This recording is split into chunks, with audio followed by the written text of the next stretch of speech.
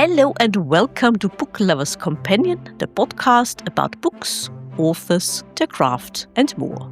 I'm your host Edith, and joining me from the United Kingdom is fantasy author James R. Bateman. Hello, James, and welcome to Book Lovers Companion. Hello, Edith. Thank you for having me. Absolute pleasure to have you on the show. And like I said before I started the recording, let's talk about your book number 1 in the Retribution series, Savior of Lost Souls, which came out in 2024. Am I correct? Yes, almost a year ago, about December 24. And it's always a question, with books like yours, where shall we put it on the shelf in a bookshop? Because it's a dark fantasy thriller. A crossing of genres? It is definitely a crossing of genres, yes. Yeah, and it's an interesting concept, or more than one interesting concept in your book. But what can you, as the author of the book, tell our listeners about your book without giving too much away, of course? Yes, and it's actually talking about genres. It's very difficult to place it into one genre because the story doesn't necessarily fit within one genre. But dark fantasy thriller is probably the two combined as the best description I could think of in terms of genre. But the book is about a god that resides in a purgatory realm. Souls that were taken before their time was due go to this purgatory realm, and they live their death over and over again. And eventually, a soul's cry will reach out to this god of Ulden, the purgatory realm. His name is Levek, and Levek goes to the time and place of where this crime happens. And in this case, 1986, and he's trying to protect a little girl from an untimely death. So he doesn't know who the victim is. He doesn't know who the murderer is or the criminal. He just knows he's there for a reason. It's to save someone. So he has to kind of put pieces of a puzzle together to figure out what happened, when it will happen, and who did it to stop it from happening again. And like I said before, there are interesting concepts in your book because there is also the discussion with people he meets in our plane or on Yes. our plane. And to make people or humans understand this concept, he does draw on Christian ideas of, the afterlife. But did you also just draw on the Christian ideas? Because I got the impression you did draw from different mythological ideas to establish this fantasy realm of yours. Yeah, there was certainly different ideas, and I wouldn't necessarily say it was focused purely on the Christian ideology. Certainly, the methods that Levek does to stop these crimes, I wouldn't say would be necessarily linked to Christian ideology. But so that's possibly more, I would say, either Greek mythology or Norse mythology, but there's a mixture of different things, I think. And I think it's just influences I've had or interests I've had over time. But the main idea came from, it wasn't any kind of religious concept. The main idea came from many years ago. In fact, I wrote this book many years ago in comic book script around 2011, 2012, because of a horrendous crime that happened in the UK. And the 2 little girls were murdered, and there was this man standing there talking about in front of the news cameras, saying he wants to try and find them and he'll try and get whoever did this to them. And it was him that actually did it. Eventually, the police caught him and he ended up in prison. But I remember thinking at the time, I thought, well, once we found out these girls were unfortunately killed, I wish there's a way of it's happened, but how could we go back and stop it from happening? How could we go back, stop that from happening, and do to the person that did that to them, this, the crime that they did to those little girls? So, and that's where the idea came from. It's obviously not something that we can do as humans, but what if there's a God out there? And I wouldn't say it was linked to the sort of Abrahamic God. It's God with a lowercase g, because he is a God and he's got a name, Levek. And I just thought, what if there's a way of getting someone to go back, stop that crime from happening, and let their lives continue as it should have been in the first place. Yes, and God with the capital letter G, I would say, is a woman. Yeah, I mean, that I would say, like, as you've, read the book, that, there's different gods within the different realms, and you have, this is where I guess it leans a little bit away from Christianity, in that it's, Mm, got the hell realm, which is a frozen mm, realm. You've got the Etden realm, which is eternal, heaven, and the eternal goddess there, Marin, that very yeah. much, in my mind, I would think that, someone of that nature would be female, and all mother and all nurturing towards the people that inhabit the place. Mm. And far nicer than Zeus. Yes, that goes without saying. Far more Absolutely. empathetic that way. Yeah. Yes, let's be honest. I mean, oh, sometimes I do wonder because Zeus and listening, we spoke about podcasts, listening to podcasts, and um, I was also listening today to a podcast about Henry VIII and how Zeus is depicted. They have quite a few things in common, don't they? Well, I think Henry VIII was certainly a womanizer for sure. And he, adapted a religion to suit his own needs for sure. Yeah, yeah, yeah.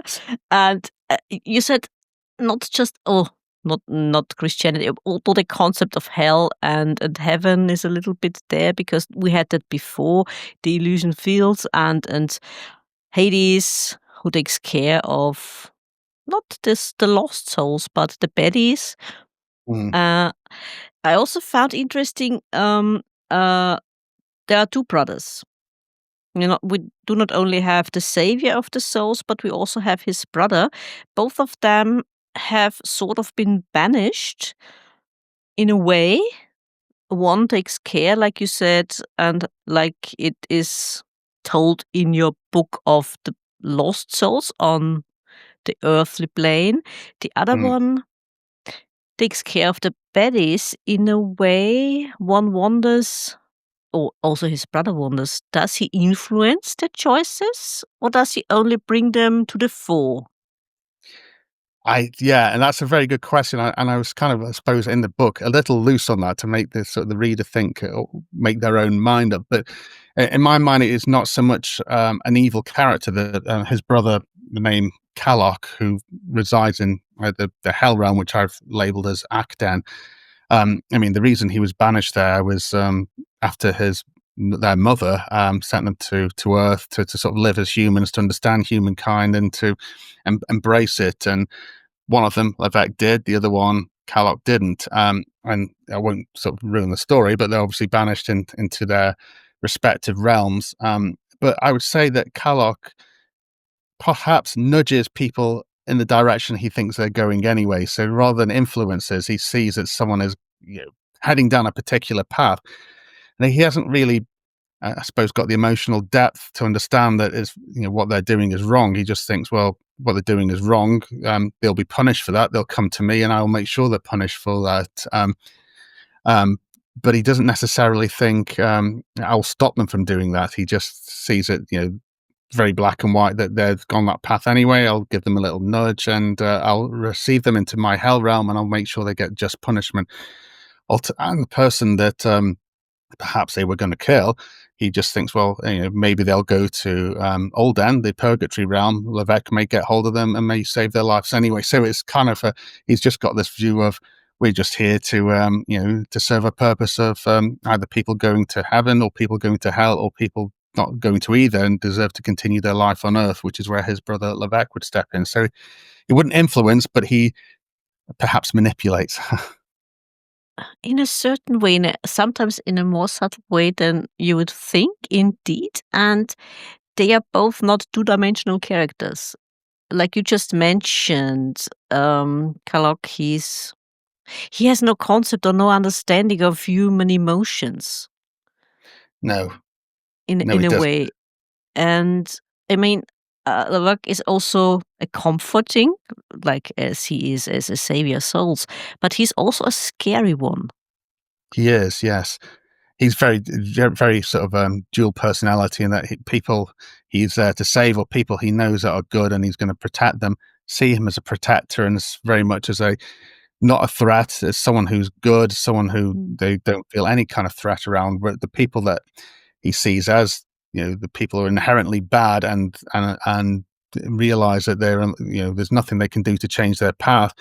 He just, he's this sort of devil kind of person to them, and he just, it doesn't hold back and punishes people where they need to be punished. But I think that within the book, you probably notice that the people that or you read as bad, but he doesn't punish. He sees that there's an element of goodness in them and tries Mm. to set them on the right path. Mm. He sees the gray in humans, not just the black and white, but the gray. Exactly that. Yeah, yes, exactly that. Yeah. So he knows that that some people are very black and white. They are destined to be bad or destined to be good. But there are others where they're perhaps following the wrong path and they just need to be put to the right path again. Mm. So he does see that in between. Yeah, there's also, yeah, absolutely. And also the question of the concept of free will, how you Yeah. choose your path. It's also in your book. Yes, it is. And free will is, so it's one that I try to approach, and that, that people do have free will. People are doing these bad things of their own free will. Um, and they're there to try and, Levek is obviously there to try and stop that from happening, but he isn't there to try and stop them and say, you're doing wrong. Slap on the wrist, carry, be good from now on. He knows that it's free will and they're doing that freely. I guess the other question is around fate. Was their fate always to be doing, for Levek to catch them, or was fate not necessarily predetermined? Mhm. Indeed, it's a tricky concept, isn't it? It is, yeah, it is. And as I was writing that, I have had very clear in my mind how I wanted the story to play out. But then you start questioning yourself around fate, and you question about free will, but you also question around the timelines that it's set in. Mm. It's not a time travel novel, but it Mhm. is Yeah, yeah. about going back to a point where something bad happened to prevent it from happening in the first place. Mhm. And it's like understanding the continuity between what happened before, what happens now, and what happens when they're crossing those timelines. Yeah, that's also a tricky one. Indeed. How do you influence what happened in the past without changing the future too much? Exactly, and changing the fate. Does it change the fate, or was that always the fate? Is that, I guess, is the question. Mhm. Yeah, yeah, absolutely. And we said free will is an interesting concept, but when when you said being influenced by Greek mythology, there is also this duality of ideas. On the one hand, we have this sort of idea of free will. On the other hand, we don't, because the Mm, thread of life more or less is given.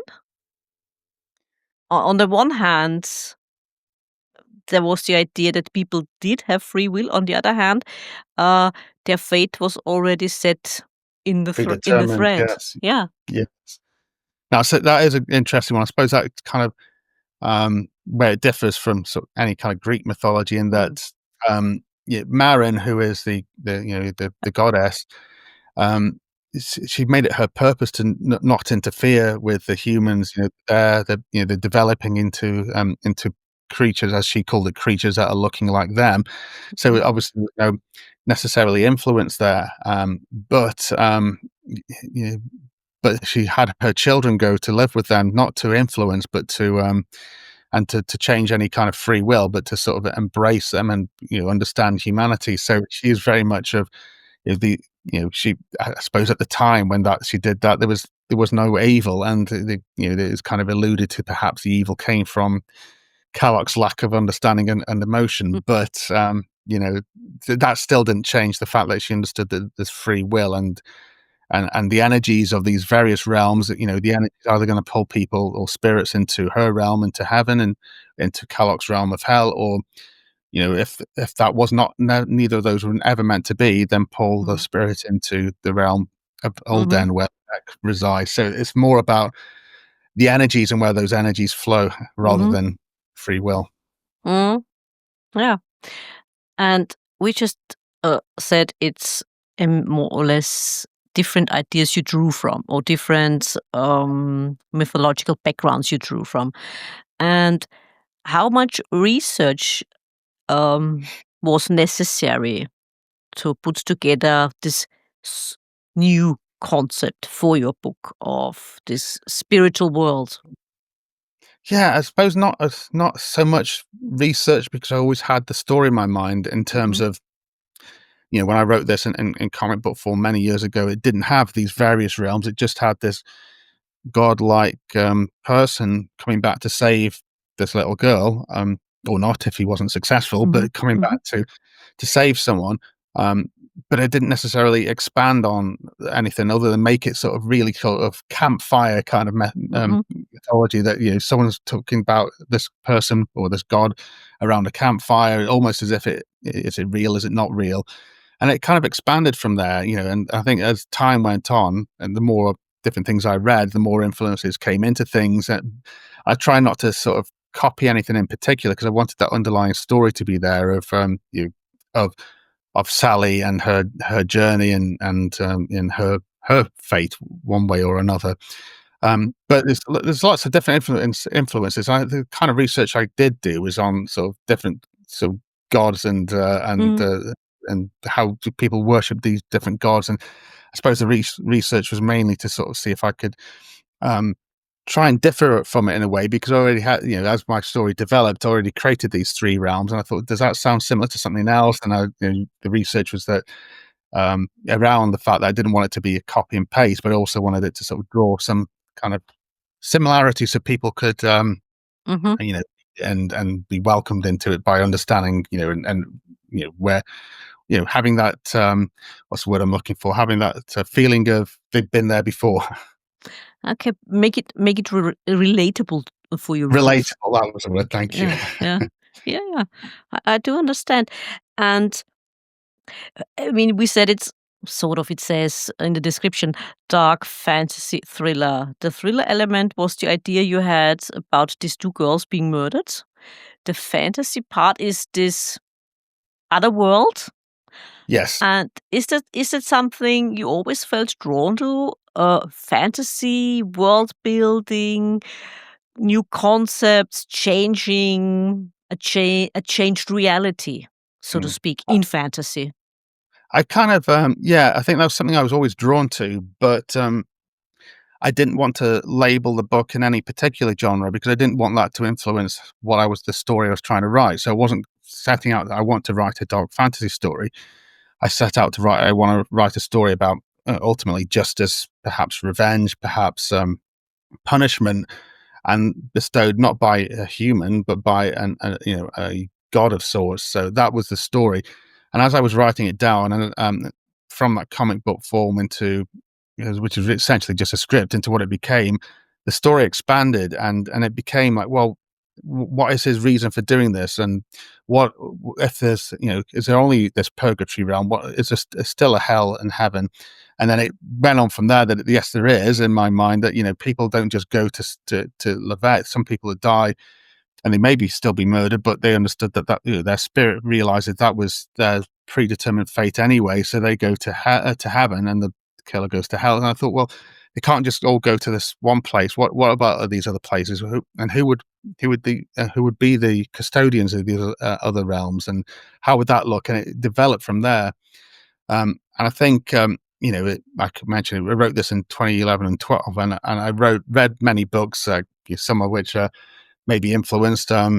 Certainly, have read many Stephen King books, and I think some of the elements of the horror aspects perhaps came from that because horror could be something it could be labeled as well. Excuse me.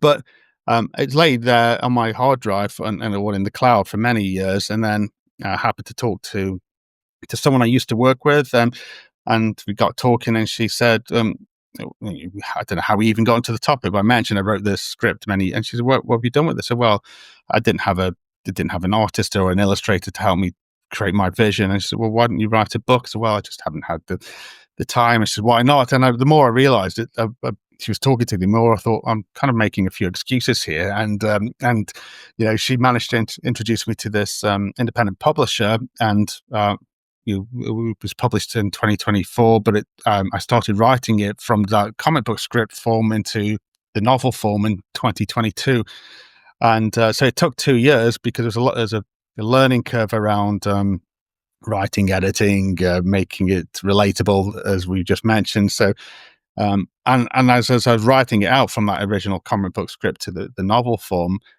there's many things that I've had over the last what would have been 10 years that I'm sure influenced that how that was written compared to how it was written originally, or the idea originally. And in your original idea, was the story also, or the main plot also set in 1986? It was, yes, it was, and one of the, I suppose, the main differences was that it led up to a death, and then Levek came into it and tried to save that person from dying by going to that time and place. But as I was writing it out as a novel, I couldn't split it into those two halves because you would have gone, 100, 150, 200 pages without being introduced to the good guy. And at that point, had already obviously come up with the concept of Marin, the goddess, and Kalok, I suppose, pseudo devil kind of character. So I thought I had to sort of reimagine it, but try and keep some of the key themes in there. Mhm, mhm. It was And always 1986, and I don't know why 1986, okay, but okay. I think it was a time where I think I just started high school at the time, and there's things in there which was, computer games I started to get into, and that sort of thing. So there's a lot of things that I drew on in terms of that particular era from my own memory. Albeit didn't live in America, I'm not American, and I wrote it in American English in this fictional town. And again, I'm not sure exactly why, but I think it's just to imagine somewhere, some really quaint little place that nothing could ever happen to anyone there, and something did. Yeah, I mean, it could be the same. The same could be said for England, couldn't it? I mean, It if you could, well, lived it could, yeah. in a I small suppose, village or small town. yeah, it could be, yeah, it could, and I think I just had in my mind this little fictional place, and I just stuck to it, and Yeah, I think it's part of it is just imagination and imagining these various things, and it kind of went from there. And I thought, start in America because sequels could be set anywhere. It's yeah, not just bad things don't just happen there. It can, as you say, it can happen anywhere. And Levesque could be pulled into Austria, to the UK, into yep, France, into anywhere. absolutely. Because bad things also happen everywhere. I mean, even in rural areas, small villages. I mean, we also have our share of bad things happening here in Austria Yeah. that made headlines everywhere. Oh, okay. Yeah, because I mean, who hasn't heard about Josef Fritzl and Oh, yes. Of course. Yeah, yeah, yeah. I mean, there you go. Uh, do you think it was an unconscious decision, 1986, because like you said, you were in high school. It was a time when you as a teenager, or we as a teenager, I mean, I was at school at the same time, probably Gen X, Mm, when we felt, oh, life was good. Although the Cold War was still going on, it was the end of coming to an end. We didn't know it was coming to an end, yeah. but it, we saw the world maybe through rose-tinted glasses. I was just about to say the same thing. I think we did, and as a kid, the Cold War was still going on, but I wouldn't necessarily understand what that was all about as a kid, or even care, because I was, happy and, at home with my parents and so on. And I think there is that rose tinted glasses thing, and it's possibly where I unconsciously pulled into that. But also, there's a lot of certainly where I was growing up, a lot of influence in pop culture and American Mm, culture and things like that. So I mm, think that was possibly part of the influence of setting it where it was as well. mm. Yeah, when we felt maybe most comfortable. I mean, looking back on it, we might say, "Oh, the good old times," you know? Yeah, yeah, that's it. Yeah, good old times. Nothing bad ever happened then, but of course it did. Yes, it did, but we were still young and, although, like we said, "Oh, the world was so much better back then." No, it wasn't, but we felt it as if it Yeah. was. But on the other hand, also, our parents, compared to these days, didn't mollycoddle us so much. No, they didn't, for sure. Yeah, you go out and your parents would be, "Come back, make sure you're back before dark." That would be Yes. that would be it. Yes, Um, be on time for dinner and otherwise, whatever. Exactly, yeah. There was no internet, there was nothing like that, and I think that, that was a partly perhaps the influence of the era that I set it in originally anyway to be, this sort of innocent time almost without there was technology, but not Yeah, the level that we have now. yeah, yeah, 'Cause exactly. I mean, my children are older now, but if I wanted to know where they are, I could just find my on my iPhone and then know where they are, Yeah. and that's as much it is for me because I'm like, "Oh, I hope they're okay. Have they got there safe?" That sort of thing, and it's completely different. Well, did the world change that much, or do we think it changed that much? Because Um, yeah. through social media, all the bad things are constantly around us, just a click away. I think that's the thing, I don't think it's perhaps changed that much, but I think, as you say, you just wake up in the morning, you get news reports sent directly to your phone, so you can constant feed of the news. You don't necessarily have to wait to watch the 9 o'clock news at night or pick up a newspaper. It's constantly there, so you're always reminded of the things. So I think that perhaps makes it sound like it's worse than it was, and maybe it is slightly worse than it was. But you're inundated with it. Technology is good. I work in a technology business. I'd love to be a writer full time, but I work in a technology business at the moment. I enjoy technology. But it's something nice about switching it off sometimes. Yeah, absolutely. I absolutely agree with you. Don't get me wrong. I'm glad we can do what we do these days, and the technol technological advantages are absolutely there. But looking back again on being a child, a teenager, I'm glad we didn't have social media. I'm glad we didn't have mobile phones. I'm glad we didn't have the internet. I'm glad we had to go out and search for our adventures. I agree with that, yeah. I mean, I would do like you say, the technology is great. We wouldn't be speaking like this now if it wasn't for the Exactly. technology, but, there's that sort of freedom, and all you need to do is go out and explore, ride your bike and things. I mean, I was probably coming into an age where as technology started to come into households where I'd, get a computer to playing games and that sort of things, Mhm. but still, I'd be very much outside and, Yeah. that sort of thing. But I'm sure that, our parents probably thought, "Oh, I'm glad that I was, a teenager in the 1960s versus the 1980s because of whatever reason," because there's still differences between those eras as well. Yeah, And that would be an absolutely. interesting concept if he went back to somewhere, Levek, that is, into the 1960s. So that'd be an interesting way to write as well.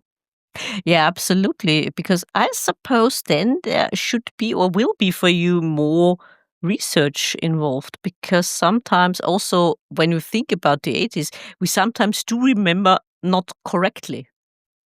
You're right. Yes, when I was writing about the 80s, I wrote there's a particular scene in the book where Sally is playing Mario Yeah. with her father, and I remember slightly about Mario, but I think my memory's clouded somewhat by what it's like now versus what it was like then. So I had to sort of, and then this is great for research. The internet is great for that because you can just Yeah. do a research on it, and up pops a YouTube video, and you can watch someone playing a retro computer game, and and I could describe the scene just by that. And there was a part where she wanted to get a Barbie magazine that her mum bought, and Yeah. Yeah. so that would took some research into what would a Barbie magazine look like in the 1980s. What would they have on the front cover, and I described what the front cover was like, and that was from again doing some research, but you know um much respect to authors that wrote before the internet because the researching nowadays is so much easier than I suppose you would Mhm. have got to a library and got some microfiche and that Yeah. sort of thing. Yeah. You can just use Google now, but that Yeah. does Yeah. come in True. handy when it comes to like if you're not a writer full time and Yeah. there's so much time in the day, and it really does help with that. Yeah, absolutely, absolutely agree. And I think also the fact that also archives are trying to get their files on digital uh, formats, so it's easier to access and also to make it more not only to make it accessible, as I suppose, but also to make sure it's better preserved, conserved in a Yeah, way. because I guess that they can only last for so long. Yeah, Yeah. yeah. Yeah, well, although come to think of it, all the old books they last way longer than the books we buy these days because I've bought paperback books and 2 months in the paper looked horrible. Yeah. The already. papers, I think they use cheaper paper now than they used to Yes. do. Yeah. Yeah, absolutely. And it says also in the description of your book, the concept of life, death, and morality, also the resilience of the human spirit, is something you wanted to explore. Is it because of the case that gave you the idea for this book, but is it something um, that is these ideas are constantly on your mind when you think about life in general? Yeah, I mean, part of it is what I was looking at the case that helped me to, or the influence of helping me to write this book. But and part of that resilience of the human spirit is, things happen, bad things happen, and in the concept of the book, bad things happen, and Levek is there for a particular purpose. But as he is there, bad things are happening anyway, regardless of why he's there, and he's intervening and stopping things from happening. But equally, there's things that happen in the book and in real life where it just happens, your mother dies or a close friend dies or something like that, or there's real heartache that you experience, and we've all been through various bad times in our lives, and um, but the human spirit is resilient, I think, and not just talking about the body and the mind, but the spirit. There's something there which makes you persevere, that pushes you along, and sometimes, unfortunately, things happen so bad that people they just can't take it any longer. But I think there is that resilience, there's that mechanism which makes you stop before you do things. I think a lot. Some people don't have that, unfortunately, but I think most of us do. Also, the question of should we avoid having those hardships or Um, experience those hardships? I mean, I'm not saying we should experience those hardships, but those things also shape us. they do Sometimes in a shape us, good yeah. way, sometimes also in a bad way. It depends, I suppose, on the personality, on the support system around this person.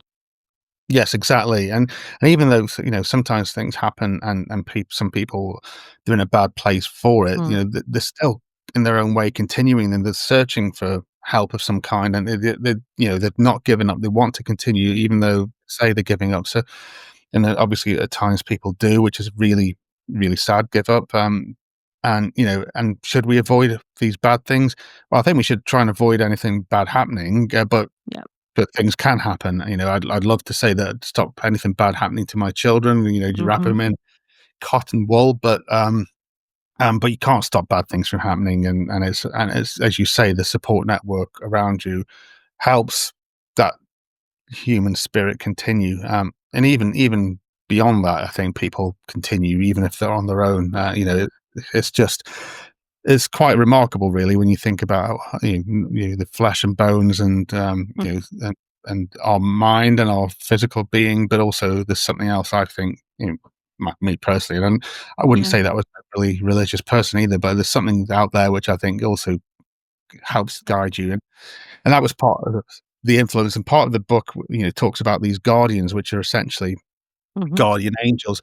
I don't know. I think we've all felt something where you're about to make a decision. Should I do this? And you think, I'm going to. And then something you can't explain it makes you think, no, I won't do that. And then you realize later on that maybe a day later, a week later, a year later, you realize that if you had have done that, then something bad might have happened. So I think there is that guardian angel for us all as well, and whatever form that might take, whether it's Mm. just some kind of inner influence, or whether it's a higher thing out there which is helping guide us.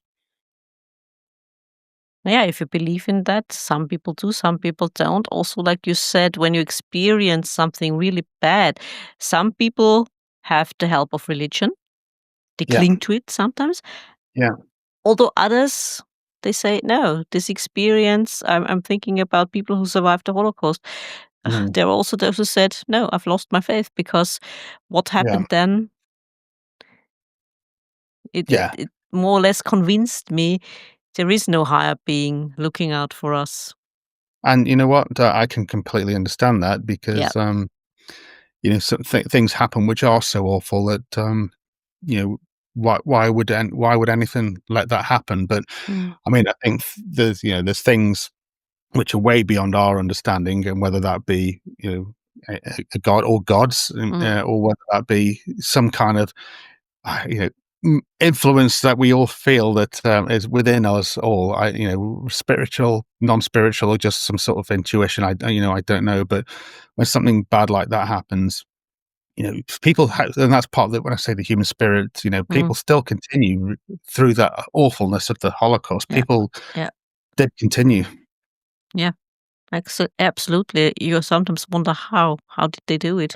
Exactly. Yeah, I wouldn't. I have no idea. I mean, my grandfather was in. Both my grandfathers was in World War II, and one of my grandfathers also was in the Korean War. But he would never talk about it. Yeah, yeah, Because I think he had to do things that he didn't necessarily want to do, and saw things he didn't want to yeah, see, and yeah. yeah, fighting a war that wasn't our own. Yeah, absolutely. And do you think this, you said you were wondering what if when you read about this case that gave you the idea for the book, this what if there was, we could go and change what happened, we could change the outcome. Do you Yeah. think this what if is also the reason why books like yours are popular? Because this idea of someone changing the past, changing the outcome? I think it is, yeah, and I kind of wanted to take it a bit of a step further. Whereas, there's you talk about, the Christianity, for example, and preventing things from happening. Whereas, someone, talking about that, and someone like Jesus wouldn't go and do what Levek does. Levek has a mission; he stops it from happening, but Yeah. he also, that's where the retribution aspect comes from. He in himself, feels it in his right to bestow retribution to the person that would have done that originally, and also did bad things to other people while they were still there.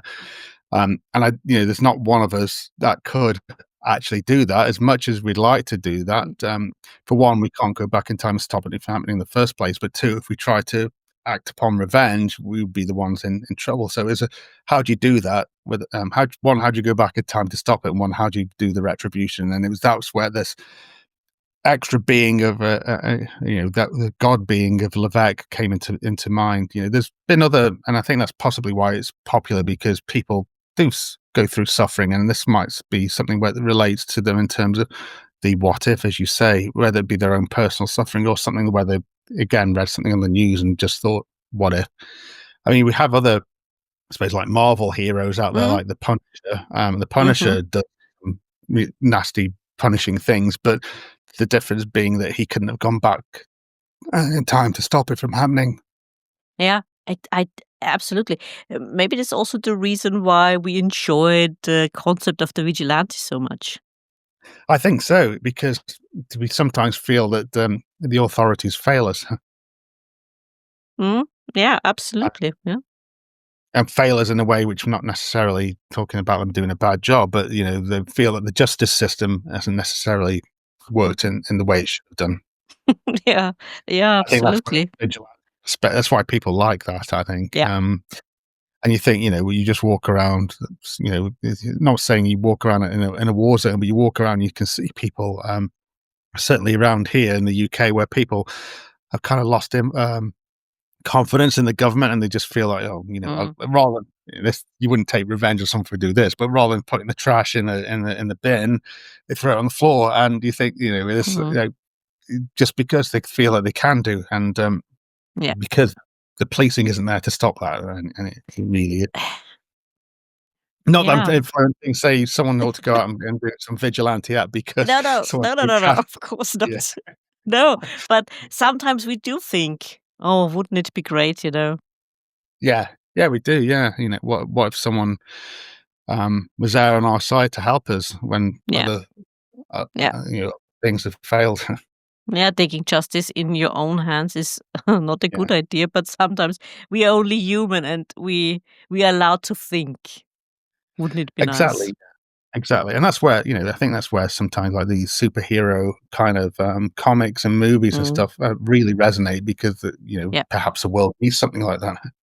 yeah, yeah, absolutely. And I mean, also your book, I said, interesting concept, great story. Mm, about you don't have to be squeamish.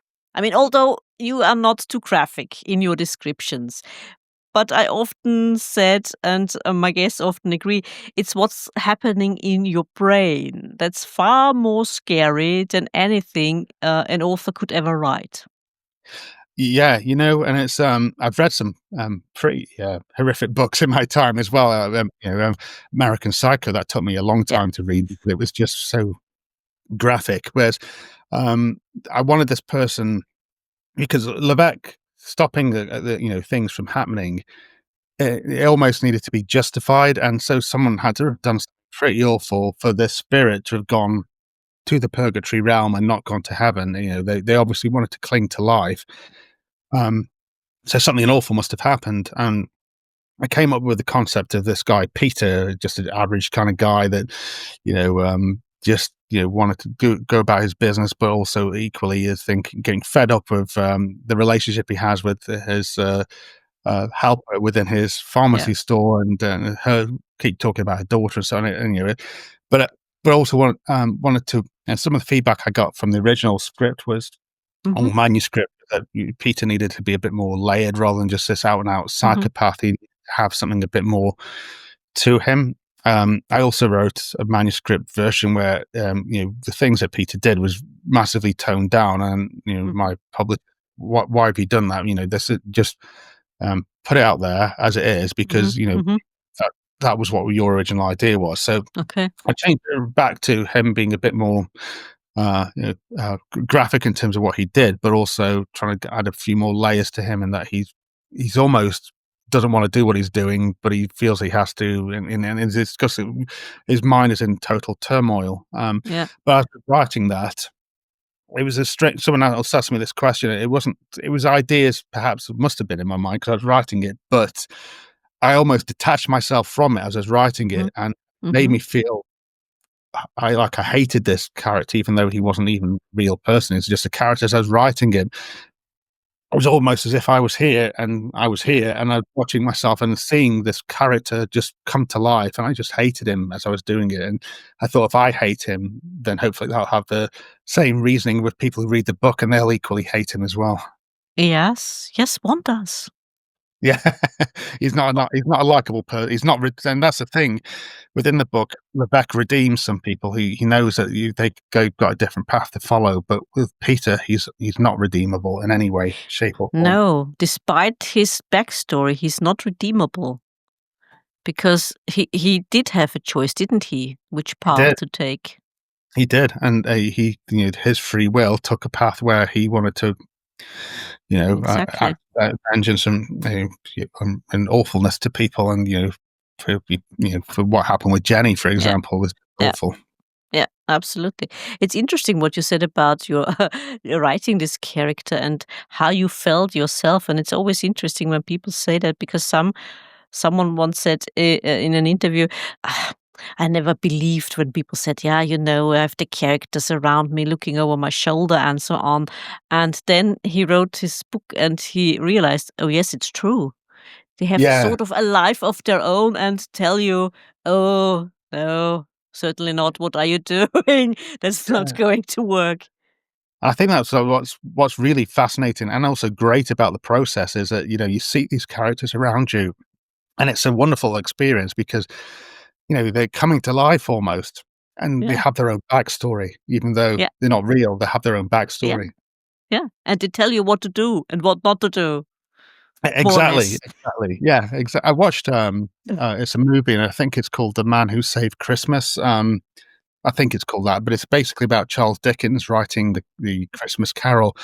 Um, It's not a documentary, it's just about, him writing the Christmas Carol, and it's called The Man Who Saved Christmas because in Victorian, UK or Victorian England, Christmas became a non-holiday because Mm, people just went about their business, and he wrote a mhm, book which about or sat at Christmas and made people, wanna celebrate Christmas again. And he wrote this, and he was seeing Ebenezer Scrooge as he was writing it on the typewriter. So I did think of that. That's a great way. Well, I wish that could happen. But as I started to write, I thought, quite as vivid as Peter stood there, but I saw him, Yeah, there. I was writing it. yeah. Then you realized yourself that's not nonsense. It's real. It is, yeah, exactly, Yeah, yeah. yeah, It's like, absolutely. well, where did this come from? Yeah. Yeah. Yeah, well, it's strange. Like I said, people who don't believe it experience it themselves and realize it's not. If maybe you are just a conduit for those characters. Oh, maybe, yeah, perhaps this is actually real, and I'm just putting it Who out there, knows? but, Yeah, who knows? who knows? And Interesting, I mentioned, yeah. American Psycho earlier and how long it took. I mean, the main character's name in that is Patrick Bateman, so that's, no influence. Hmm. Ooh. Well, maybe. Who knows? Maybe. Who knows? Yeah. And you said, you mentioned you found an indie publisher and also the work in that was needed for editing a novel. How did this whole process work out for you? Can you describe it a little bit for our listeners, finding this indie publisher and going about from a manuscript which was a comic book to writing this novel? Yeah, so I found the indie publisher. When I say found, I was this lady, Alison, Sinclair, who I used to work with when I worked at Microsoft, actually. And she left, and I left a few years later, and we got in touch, and how are things, what you're doing now, that sort of thing. And she acts actually as a bit of a sort of a coach for people in the IT industry, and she just started out, and I had a talk with her, and somehow we got onto the topic of this book, and then she, like I mentioned, she convinced me to write it out. But she knew this person, Paulin Prifty, from Paul Smith Publishing. She introduced me to him, and he's got this system called Publishing Masterclass, which basically teaches you how to write, how to read as an editor, and actually how to then actually edit. So I went and I learned the sort of the ropes. And he always said to me, "Your first book is your sort of your apprenticeship, so to speak." And as I'm writing now into the second book, there's a lot, all the things I've learned from the first almost become second nature in terms of that process. And that's why, yeah, it took so long for the 2.5 years to write the first book, because of that process. But there's certain things like, excuse me, how to edit it, or how to structure a paragraph, how to structure a sentence. Every sentence, every paragraph has to have a beginning, middle, and end. And why have you got this word in here when you've got a word here, which is different, but it means the same thing? And it's so much to go through and to learn. And at first, you think, people come and people go from his publishing masterclass, because they do it and they try to write it, and they think, "Oh, I haven't got the time or the inclination to do this." Whereas I was determined to get my book out there, so I wanted to learn as much as I possibly could. But we also had these storytelling crafting corners on every Friday morning before work, which we still have, actually. And it helps to then, you think you've written something great, and then you read it out loud, and as you're reading out loud to an audience, you realize that, oh, actually, I've used this word too many times, and this doesn't seem to make sense in my mind now. I'm reading it out loud. It made sense in my mind as I was writing it, but as I'm reading it out loud, it doesn't make sense anymore. So, there's things like that when you read to people. They give you feedback, constructive feedback, and people either can take it or they can't. And I took it, and I listened to it, and I thought, yeah, you're right. I'll move some of these things around. Sometimes you push back because perhaps you're reading a chapter which they wouldn't have had the idea for, because it's continuing on from a chapter that you haven't read previously. But so you can say, well, I'm doing this because of this, and then they go, oh, yeah, okay, that kind of makes sense. But taking feedback, carrying on writing, learning how to edit, even though you can get a professional editor, which I would recommend. I think that if you know how to edit, you kind of know how to write in some ways as well. Having learned all that and having experienced all that, James, what would be your advice for any other aspiring author out there then? My advice would be to never give up. If you've got an idea and in your mind, and you think this can make a great story, then write it down. Write it down it doesn't matter how raw it actually is, but write it down. Find a writing circle where you can read out your work and Mhm. take feedback. But never be afraid of feedback. If people say to you, "Well, this bit isn't very good because it really doesn't make sense to the rest of it," take it, listen to it, Mhm.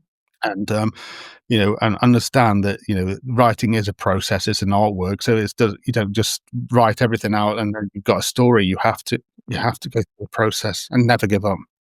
Yeah. Write because you want to write, not because it makes you money. Yeah. Yeah. That's Hopefully, it good. will make money, and hopefully, it will Yes. make people a lot of money. But even if you start to make a lot of money, don't do it for that reason. Do it because you enjoy writing. You've got stories to tell. Exactly. Yeah, I absolutely agree. And you touched a little bit upon it, but can you tell us more about your plans for the future? Well, I'm currently in the process of writing book two. I'm hoping to get that completed, but I was hoping for the end of the year, but I think it'd probably become the beginning of next year now. Um, and I want to continue to write a series of novels, around the stories of Levek. But as I'm writing book two, some other characters have come into mind that I'm introducing into this. Kalok, for example, is becoming more of a focal character in book two as well. Perhaps he's learning from his prior mistakes and becoming more empathetic. But you'll see as it gets published. But yeah, my goal is to get that out to hopefully hopefully finish by the end of this year to be then published next year. Mhm. So more from our characters and maybe even a longer series then? I think so. I mean, if I don't have an endpoint in mind at the moment. Well, I Ah, kind of do. okay. I kind of do in my mind. I think if I was to end it, I think it'd be great to end it like this. But that endpoint doesn't mean it's going to be book three or book four. It Mhm. means that I have something in my mind, and Mhm. hopefully it will naturally get to that point. Mhm. Okay. Oh, looking forward to it. Yes, I have an audio book out for book one as well. 'Cause, Oh. the audio is preferred rather than reading, which it is for me sometimes when I'm working and lunchtime. I can just listen to a book. I really enjoy reading, but sometimes listening is great as well. But yeah, if people are interested, that's something to pick up. Okay. I'm not the listener to audiobooks. I have to admit it again and again. I tried it. I'm the reader. I can see where you're coming from there because when I read a book, I have in my mind the voices, and everything Mm, else. Where I got mainly into audiobooks because at work became so busy, and I still enjoy reading, and I just wanted to get through a number of books, but I still prefer using my eyes and my own yeah. imagination. Yeah, absolutely. And like I said, I tried it because, commuting to work and back home, I tried a little bit, Yeah, could that's get what into it. podcasting as Yeah, well. exactly. Exactly. That's when I listen to podcasts. Yes, that's a good idea. I mean, Yeah. I don't really travel so much with work anymore because I mainly work from home. But when I did podcasts and audiobooks, Yeah. maybe not so much audiobooks because you kind of lose the flow of what's going on as you're driving. But podcasts Yeah. are Yeah. good for that. It's easier to follow a conversation than a It is. story in my Yeah, exactly. mind. I completely agree.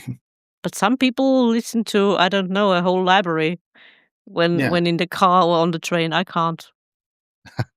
Well, I suppose it's good there's different mediums for telling a story now. Exactly, yeah. Getting your stories out there for different Exactly. audiences. Yeah, absolutely. Exactly. Like I said, looking forward to book 2. And James, is there anything else you would like our listeners to know? Um, well, yeah, book two is obviously one of them, and hopefully continue into book three. But for the people that are out there and have bought my book, really appreciate it. People that may not have done, hopefully, dark fantasy / horror is your genre. If it is, feel free to pick it up. But thank you for all of your support. Yeah, pick it up, my advice. Thank you. James, thank you so much for making time for me. No problem. For, No, well, thank you for for having me. absolutely, absolute pleasure. Uh, please don't go away. Wait for me in the green room. I will be with you shortly. I will do. Thank you, Edith. Dear listeners, I do hope you enjoyed this conversation as much as my guest and I did. Please don't forget to like and subscribe, and I do hope you will tune in for another episode. Until next time.